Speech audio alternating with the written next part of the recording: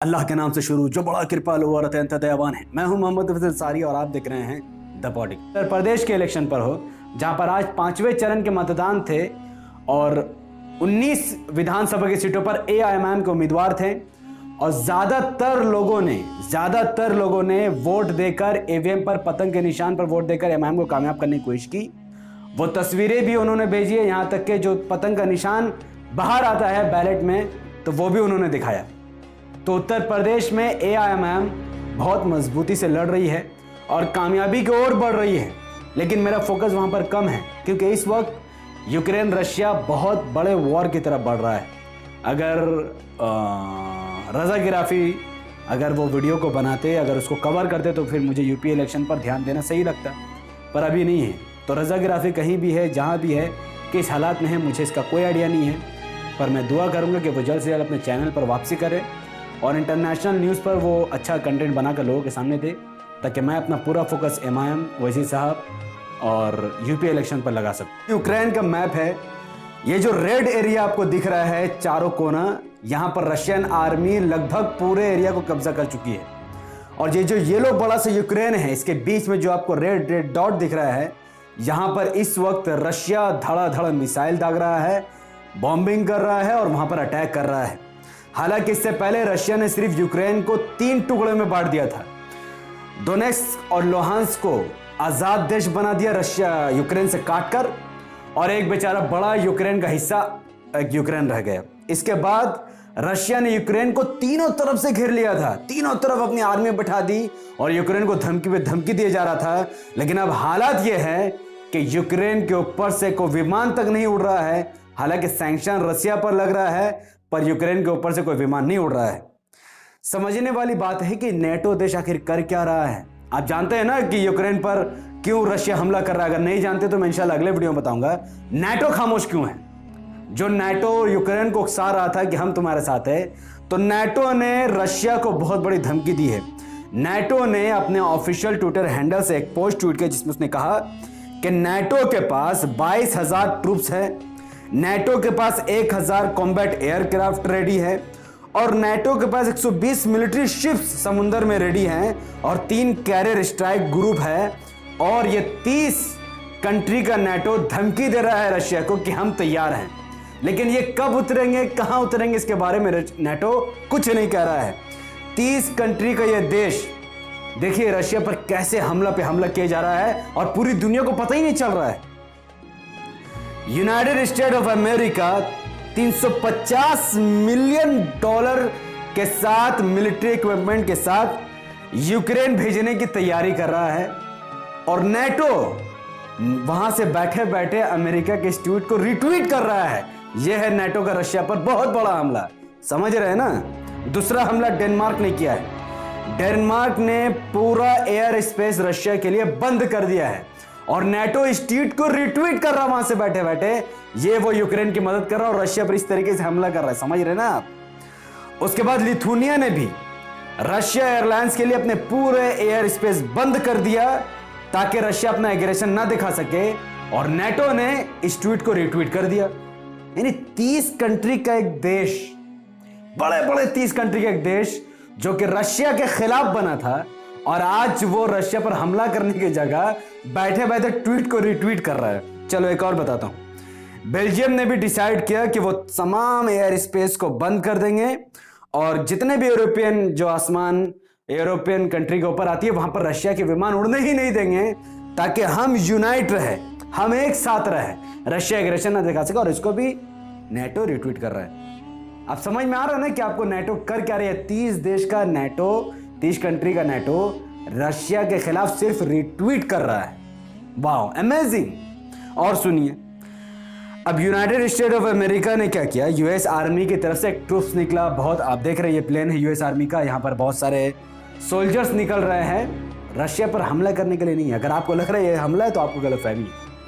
ये ट्रूप्स निकल रहे हैं और इस ट्वीट में आप देखिए वो कह रहे हैं कि ये सोल्जर अब यहां से उड़ने की तैयारी कर चुके। ये नेटो के अलायंस वाली सोल्जर्स है जो कि रक्षा करेंगे नेटो के पार्टनर्स वाले देशों के, यानी 30 कंट्री जो नेटो में हिस्सेदारी रखते हैं। अगर उन पर रशिया कुछ हमला करती है तो ये आर्मी रशिया पर हमला करेगी। लेकिन यूक्रेन तो नेटो का हिस्सा ही नहीं है, ना नेटो का मेंबर है, ना ही नेटो का यूक्रेन से कोई लेना देना है। यानी ये ट्वीट, ये पोस्ट पूरी की पूरी बेकार है, इसका यूक्रेन से कोई लेना देना नहीं है। ये लोग सिर्फ अपने लिए ये सब ट्वीट कर रहे हैं। अब चलिए थोड़ी मोदी की मैं बात करता हूं, मोदी जी की। रशिया के सामने दुनिया की बड़ी बड़ी ताकत का हाल देखिए। जो बाइडेन दुनिया का सबसे ताकतवर नेता, जिसके हाथों में न्यूक्लियर वेपन का बटन कह सकते हैं, जब चाहेगा किसी भी कंट्री पर न्यूक्लियर बम मार सकता है, वो जो बाइडेन रशिया के खिलाफ क्या कर रहे जानते हैं? कि हम सिर्फ दुआ कर सकते हैं कि यूक्रेन सलामत रहे। वाह, दुनिया का सबसे ताकतवर इंसान अपने दोस्त यूक्रेन को बचाने के लिए कुछ नहीं कर रहा है, रशिया पर हमला करने की दूर की बात है, ये सिर्फ बैठे बैठे वहां से दुआ कर रहा है। बोरिस जॉनसन जो कि नेटो का अलायंस वाला मेंबर है, ये कह रहा है कि हम बहुत बड़े लेवल का सैंक्शन लगा देंगे रशिया पर बस।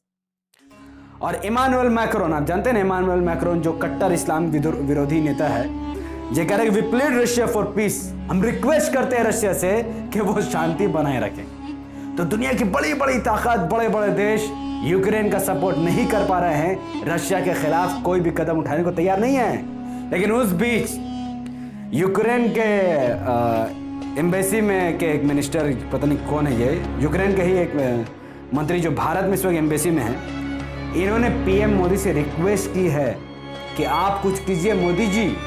और अब तक मोदी जी का कोई बयान सामने नहीं आया है। मैं बताता हूँ क्यों, क्योंकि मोदी जी कंफ्यूज है कि भैया करे तो करे क्या, बोले तो बोले क्या। ना रशिया का सपोर्ट करने बन रहा है, ना ही यूक्रेन का। अगर यूक्रेन का सपोर्ट करेंगे तो रशिया गरम, रशिया का सपोर्ट करेंगे तो पूरा नेटो गरम। नेटो रशिया पर तो हमला नहीं करेगी, पर मोदी अगर समर्थन कर देगा तो कोई ठीक नहीं, हमारे भारत पर वो लोग हमला कर दे। तो मोदी जी के पास कुछ ऑप्शन ही नहीं है, इसीलिए मोदी जी एकदम खामोश। तो जब यूक्रेन के प्राइम मिनिस्टर ने देखा वोलोदिमीर ज़ेलेंस्की ने कि अब हमारा कोई मदद नहीं कर रहा, हमारा कोई साथ नहीं है, सब दूर से बैठकर हमें फंसा चुके हैं, कोई दुआ कर रहा है, कोई सैंक्शन लगा रहा है, तो वो खुद आर्मी का लिबास पहनकर जंग के मैदान में उतर चुका है। वोलोदिमीर ज़ेलेंस्की जो नाम है इनका, ये असल में एक यहूदी परिवार से है और अपने देश के लिए संघर्ष कर रहे हैं। हाँ, ये यहूदी है, मैं एक मुसलमान हूँ, फिर भी मेरा थोड़ा सा समर्थन इनकी तरफ होगा। ये बहुत बड़ी बात है, एक देश का नेता देश की मिलिट्री की जर्सी पहनकर आर्मी में ज्वाइन होकर अब वो रशिया से मुकाबला करने को तैयार है। और वो गलियारों में रशिया के यूक्रेन के रोडों पर फिरकर अपने देश के लोगों का मनोबल बढ़ा रहा है कि मैं तुम्हारे साथ हूं, मैं खुद लड़ूंगा, पर रशिया को इतनी आसानी से कब्जा करने नहीं दूंगा। लेकिन वही अगर हमारे देश के प्राइम मिनिस्टर की बात की जाए, जब चाइना ने हमारे देश पर हमला किया था, जब अरुणाचल प्रदेश के कुछ जगहों को और लद्दाख पेंगोंग लीग पर जब चाइना ने कब्जा करने की कोशिश की, तो नरेंद्र मोदी जी, माननीय प्राइम मिनिस्टर जी, चाइना का नाम लेने से भी डर रहे थे। चाइना का नाम तक नहीं ले रहे थे। जो मोदी जी इलेक्शन से पहले आंख दिखाने की बात कर रहे थे, आंख नहीं कि लाल आंख दिखाएंगे, लेकिन वो मोदी जी आज चाइना का नाम तक नहीं लेते। और एक तरफ ये, हालांकि आपको पता होगा कि यूक्रेन के जो प्राइम मिनिस्टर, ये बहुत बड़ा कॉमेडियन रह चुके हैं, एक्टर रह चुके हैं, करप्शन खत्म करने के लिए ये पीएम बने थे, लेकिन सडनली ऐसा हो जाएगा ये इनको भी नहीं पता था। लेकिन आज इनकी यह तस्वीर देखकर मुझे वो तस्वीर याद आ गई जहां पर सीरिया का एक बहादुर बच्चा यूएस की मिलिट्री के सामने खड़ा हो गया था। नहीं सॉरी, ये फिलिस्तीन का, मेरे ख्याल में फिलिस्तीन का एक बहादुर बच्चा इजराइल के मिलिट्री टैंक के सामने खड़ा होकर पत्थर उठाकर मार रहा था कि ये हमारा घर है, हमारे बाप दादाओं का घर है, तुम मिलिट्री उतार दो, एयर स्पेस से हमला करो, कुछ भी करो, बड़ा टैंक मेरे सामने लाके खड़ा कर दो, लेकिन हमारा जो दिल का इरादा वो कभी खत्म नहीं होगा, हमारी लड़ाई खत्म नहीं होगी। अगर हमारे पास सिर्फ पत्थर है तो अल्लाह का नाम लेकर वो तुम्हारे टैंक पर मारेंगे, हम मरेंगे, पर कोशिश जरूर करेंगे अपनी जमीन और अपने घरों को बचाने के लिए। तो ये बहुत बड़ी बात है। इस बीच मैं जरूर आपको बताऊंगा कि रशिया यूक्रेन को पूरी तरीके से कब्जा कर लेगा, क्योंकि अभी तक रशिया ने कोई खास बड़ी आर्मी नहीं भेजी है। रशिया ने अब तक सिर्फ अपना फर्स्ट वेव भेजा है, सेकंड थर्ड अभी बाकी है। और यह बात याद रखो कि यूक्रेन के प्राइम मिनिस्टर वोलोदिमीर ज़ेलेंस्की को मरना होगा, क्योंकि जब तक ये जिंदा है तब तक ये जंग खत्म नहीं होगी। रशिया ठान चुका है, जब तक ये नहीं पकड़ा जाता रशियन सोल्जर के हाथों, तब तक यूक्रेन में शांति नहीं बनेगी। दुनिया का कोई भी देश इस वक्त यूक्रेन की मदद करने को तैयार नहीं है, रशिया से पंगा लेने को तैयार नहीं है। यह बहुत बड़ी जंग है और क्यों रशिया यूक्रेन पर हमला कर रहा है यह आने वाले वीडियो में मैं विस्तार से आपको बताऊंगा। यहां तक कि इस जंग में कुछ मुस्लिम देश भी अब कूदने वाले हैं, उसकी भी चर्चा मैं आने वाले वीडियो में करूंगा। अगर किसी को रजा गिराफी साहब से कोई टच है, कोई बात है, कुछ भी हो, तो आप जरूर मुझसे कांटेक्ट कीजिए। अगर वो कोई मुसीबत में है तो हम लोग कोशिश करेंगे उसको निकालने का वहाँ से, और अगर वो बीमार है या कोई है तो ज़रूर मुझे बताएं, क्योंकि मुझे इस वक्त नहीं पता कि रजा गिराफी का क्या कंडीशन सिचुएशन इस वक्त है। तब तक इस वीडियो को लाइक कीजिए, इसके लिंक को व्हाट्सएप, फेसबुक, इंस्टाग्राम पर शेयर कीजिए। अपनी बातों को कमेंट पर रखिए कि आप रशिया यूक्रेन की इस लड़ाई में आप किसके साथ खड़े हैं और क्यों खड़े हैं।